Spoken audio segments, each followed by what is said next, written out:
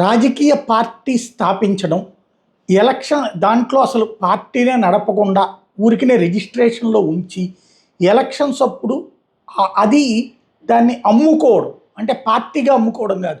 పార్టీకి సహజ సిద్ధంగా వచ్చేటటువంటి రూల్ ఏంటి? ఈ ఏజెంట్లను పెట్టుకోవడానికి, ప్రచారానికి వెహికల్సు ఇట్లాంటియన్నీ వస్తాయి కదా! అధికారాలు. వాటిని ఈ పెద్ద పార్టీల వాళ్ళకి అమ్ముకోవడం. అలాగే కౌంటింగ్ ఏజెంట్లు, పోలింగ్ ఏజెంట్లు అమ్ముకోవడం అనేది ఒక వ్యాపారంగా మార్చుకున్నారు దేశవ్యాప్తంగా.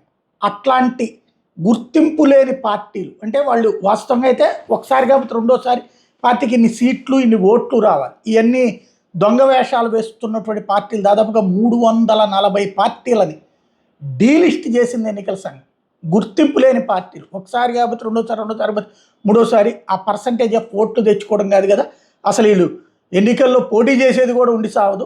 నాటకాలు ఆడతా అమ్ముకునేటటువంటి పార్టీలకు పెద్ద బ్రేక్ షేక్ ఇచ్చింది.